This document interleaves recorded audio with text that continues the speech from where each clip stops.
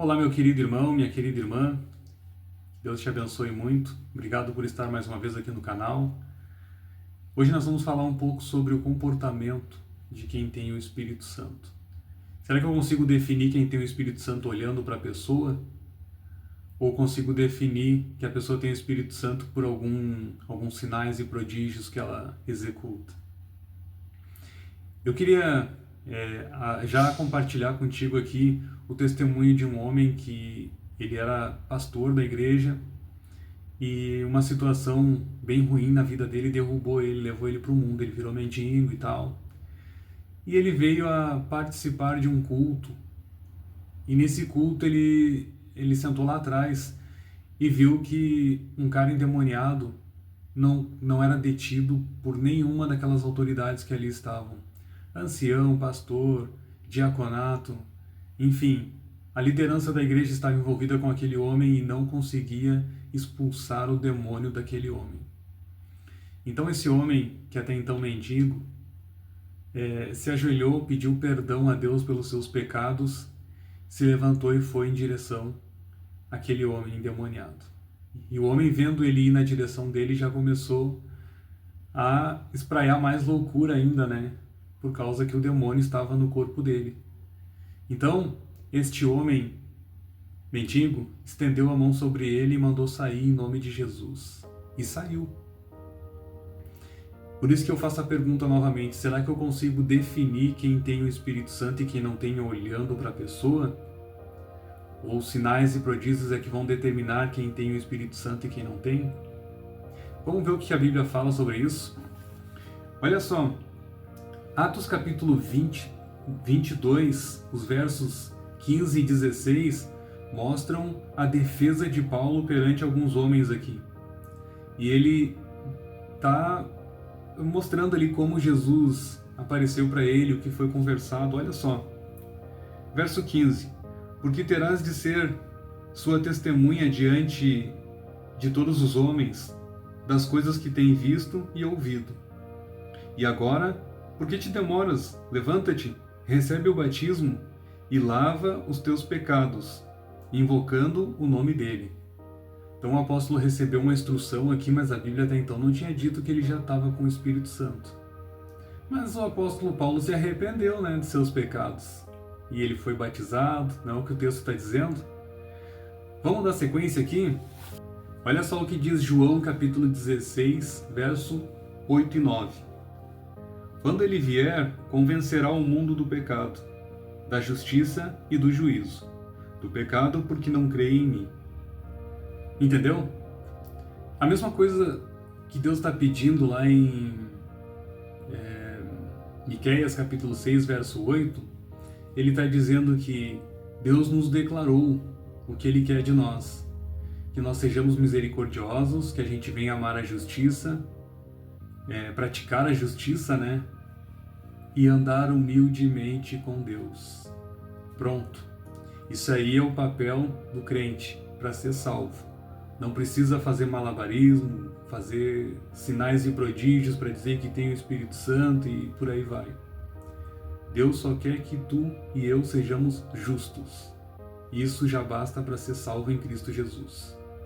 Amar a misericórdia, praticar a justiça, isso tudo engloba os 10 mandamentos. Se tu for pesquisar a hermenêutica bíblica, isso que ele falou, quem vive isso está cumprindo os 10 mandamentos de Deus, certo? Então, a gente vai ver também aqui Marcos capítulo 16, verso 16, que diz: quem crer e for batizado será salvo, quem porém não crer será condenado. Então quem crê em Cristo já é o suficiente, e for batizado, já é o suficiente para ser salvo. Ah, mas eu não vi que o Fernando tem o Espírito Santo, eu não vi que o Joãozinho tem o Espírito Santo. Não precisa ver. Para Deus o que importa é que tu é justo, que eu sou justo. Isso já define quem está salvo e quem está perdido. Certo? A gente vai ter aqui mais um ponto, tá? Mais um ponto no qual o apóstolo Paulo deixou para nós em Romanos capítulo 7, capítulo 12, verso 7, que diz: se ministério, dediquemo-nos ao ministério. Ou ao que ensina, que se sobressaia no fazê-lo, no ensino. Entende? Então, eu vejo assim, que muitos líderes ou muitas pessoas limitam a ação do Espírito Santo na vida dos irmãos. E isso é frustrante, porque muitas pessoas acabam se afastando da igreja. Ah, mas eu não vi o Fernando falar em línguas, ele não tem o Espírito Santo. Quem determinou isso? Limitar a ação do Espírito Santo é fazer exatamente isso. Só quem fala a língua tem o Espírito Santo. Eu, particularmente, creio que quem tem o Espírito Santo pode ser capacitado a falar outros idiomas e ganhar outras pessoas que não são da mesma nação. Isso está na Bíblia. Mas o dom do Espírito Santo ele não está limitado só a falar línguas. Pode ver, se tu pegar lá Efésios capítulo 4, Gálatas capítulo 5, vai dar os dons do Espírito Santo. Os dons, não é o dom do Espírito Santo. Então, o que a gente consegue ver, a pessoa que optou pelo batismo não é uma ação dela, é a ação do Espírito Santo, porque ali a gente leu que quem convence o mundo do pecado é o Espírito Santo. Então, todas as pessoas como um amigo, porque o Espírito Santo ele é um ser. Como um amigo invisível, ele está ali convencendo as pessoas do pecado. E aí, se a pessoa tomar a decisão de se arrependeu e toma a decisão pelo batismo, já não foi ela quem fez isso. Então, toda criatura na face da terra, ela tem o Espírito Santo como amigo, mas ela ainda não deu a oportunidade do Espírito Santo passar a usar ela. É diferente, né? Agora sim, o crente, aí o batismo não é aquele banho, tá, gente, que eu tô colocando aqui. Eu sei que pode ter comentário no canal sobre isso, né? Ah, mas nem todos os que são batizados, que estão na igreja, enfim. O que eu tô falando aqui é um batismo genuíno, um arrependimento genuíno e um batismo para a honra e glória de Deus. Nasceu nova criatura, certo? Esse ou essa, o Espírito Santo passou a usar essa pessoa na obra de Deus, certo? Então, diversos são os dons, né? Dom de profeta, dom de evangelista, dom de mestre, dom de pastor, enfim, é uma infinidade que a Bíblia coloca como dons, não está limitado só a isso, certo? E o outro ponto ali é que a pessoa abandonou as coisas da vida anterior. Isso também mostra que a pessoa tem o Espírito Santo, porque a Bíblia diz que nós somos maus por natureza. E quem é mau por natureza, se batizou e continua vivendo as mesmas coisas do passado, não tem o Espírito Santo. Mas se batizou e se esforça para não viver mais as coisas do passado, essa pessoa tem o Espírito Santo. Gálatas 5,17 diz que a carne guerreia contra o Espírito e o Espírito contra a carne. E os dois se opõem para que nenhum faça a vontade do outro. Então quem tem o Espírito Santo não vai guerrilhar contra o Espírito Santo. Pelo contrário, vai esmurrugar a própria carne para não fazer a sua própria vontade aí, né? Então o apóstolo Paulo comenta isso em um de seus livros aí. Então a pessoa que se aplica a fazer aquilo que ela está pregando, essa pessoa tem o Espírito Santo. Ensina a verdade, essa pessoa também tem o Espírito Santo. A pessoa busca comunhão com Deus, essa pessoa obviamente tem o Espírito Santo. Porque de mim mesmo, eu não tenho vontade de ter comunhão e de fazer as outras coisas que eu citei aqui. Porque isso são obras da carne. A vontade carnal é contra a vontade de Deus. Isso que eu estou fazendo nesse momento aqui não é vontade minha.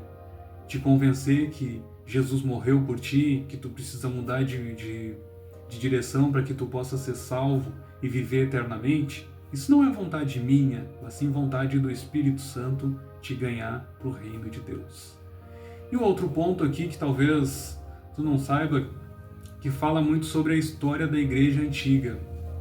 Então ali no século XIX, século XX, surgiram algumas pessoas que trouxeram essa ideologia que é sustentada, infelizmente, por muitos irmãos aí, né, pelo mundo, que é falar a glossolalia, né? Então estes homens, Charles Fox, William Seymour, William Kenyon, vocês já ouviram falar na Rua Azusa, que é lá dos Estados Unidos? Então o Seymour, ele foi o primeiro negro que conseguiu unir tanto o branco quanto o preto adorando a Deus na mesma igreja. E ele determinou que todo que falasse a glossolalia, ou seja, essa língua que tá, não estou zombando da tua fé, mas que fala aquilo que ninguém entende, esse foi selado com o fogo do Espírito. Enquanto a gente tem aí mais de 1.800 anos de evangelho puro sendo pregado, com a palavra de Deus sendo dita, né, aos quatro cantos, de forma inteligível, que as pessoas compreendam o que estão ouvindo para se arrepender dos seus pecados, são mais de 1.800 anos sendo pregado dessa forma. Então, quando ele surgiu, todas as igrejas que vêm depois deles, né, elas adotaram essa ideologia que é um quesito pentecostal, tá, gente? E neopentecostal, falar glossolalia. E sem saber desse contexto anterior, as pessoas dizem que isso é bíblico e que é uma ação do Espírito Santo.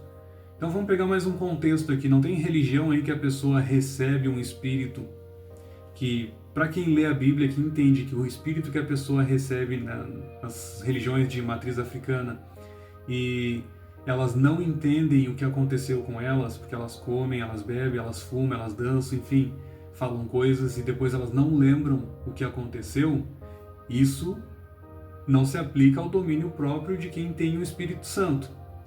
Ah, mas eu tenho o Espírito Santo porque eu falo línguas, certo? O que foi que tu falou? Eu não sei, é um mistério entre eu e Deus. Cuidado, isso é um erro, porque mostra que tu não tem o domínio próprio. Se tu não sabe o que tu disse, já não tem o domínio próprio, e isso não é a ação do Espírito Santo, certo? Eu te convido a ler um pouco mais sobre a história da Igreja Antiga, pesquisa sobre estes homens aí que eu falei, William Seymour, Charles Fox, William Cannon. Tu vai entender um pouco mais do que eu estou falando aqui. Não é palavras do Fernando, mas uma história não contada abertamente para todo mundo aí, certo? Que Deus te abençoe poderosamente, que nós possamos nos encontrar mais uma vez aqui no canal. Fique à vontade para comentar. Feliz semana desde já.